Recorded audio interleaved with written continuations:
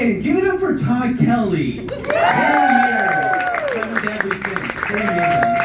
I'm going to put this down. I got the weed drink, which was a choice before getting on stage.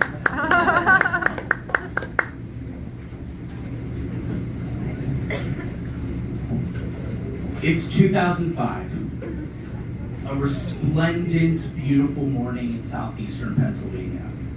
I'm at my private Quaker school, which is beautiful, this beautiful campus, calling teachers by their first names, structured moments of silence throughout the day. I am not used to this. This is my brand new school. The whole reason I find myself here is because at my last school, I was the chubby, gay kid, Jewish, who loved musical theater in a small town in Pennsylvania. Hey, I love you too.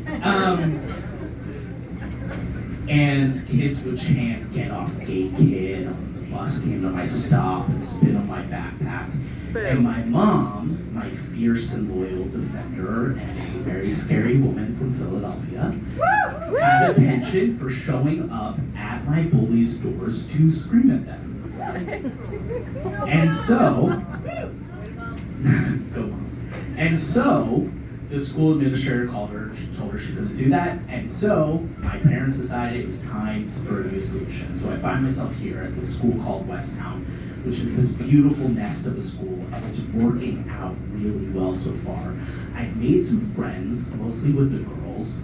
The boys are already better than at my last school, because instead of outright torturing me, they're just ignoring me in the most polite way possible. But my mom and I on this morning are walking to the religious gathering known to Quakers as a meeting for worship. I remember when I got the glossy brochure of my new school, there were kids of multiple races sitting on these long wooden benches meditating, and that is where we are headed.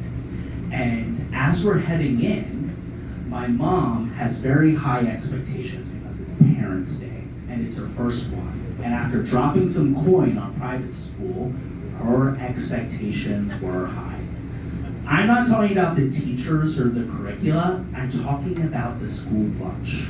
I told my mom stories about the first lunches that first month, salad greens from the school's mini farm, home-baked bread, white tablecloths and glassware, a dropout from the Philadelphia public school system. This she had to see.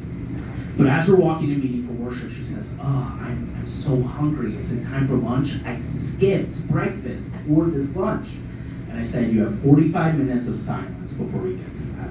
And as we walk into the meeting house, we take our seats, and the principal of the school stands up and he starts to explain meeting for worship.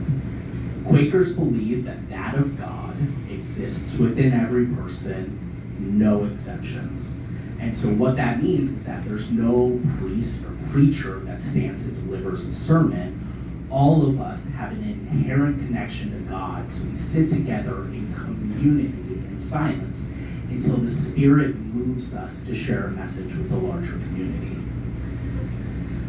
The Spirit didn't do a good fucking job that day, because all you can hear is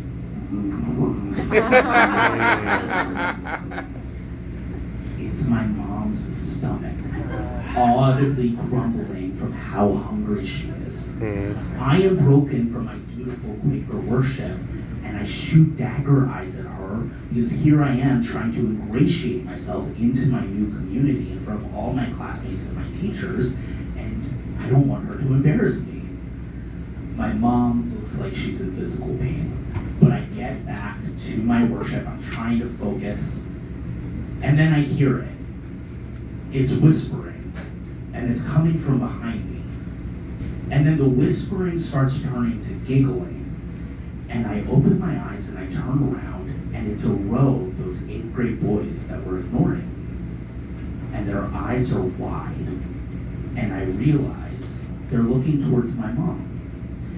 And my mom, with her grumbling stomach, is folded over with her arms wrapped under her legs, trying to quell the sound of her grumbling stomach, but she looks like a passenger on a a plane that's going down and she's racing for impact. And then I see it. My mom's thong is riding up out of her jeans on full display for all of these 8th grade boys and their parents. And I hiss, "Sit up!" And just like that, the meeting is over. And she says, "Oh, thank God, time for lunch." And I say, "Thank God, time for lunch? I have to transfer schools. You just showed everyone your whale tail." And she takes 1 second exactly to look shocked. And she says, "They'll get over this. Don't worry about it." All she's focused on is lunch. And so we go to lunch and she's tucking into a bowl of homemade soup. And I'm looking around thinking I might as well enjoy this place before I have to leave. And out of the corner of my eye, I see one of those boys start to walk towards me. And I say, "Yep, this is where it begins. This is where I start to get tortured." And he came up to me and he said, "I know that must have been brutal for you, but that was the funniest shit I've ever seen." And he starts laughing. And in that moment, I realized he's not laughing at me, he's laughing at an objectively funny situation. And the guy Woody became one of my best friends throughout high school, leading me to a way less lonely life with a large group of friends, both boys and girls. And I realized that the Spirit did move that day in meeting for worship, just not through a spoken message, but through my mom's G-string.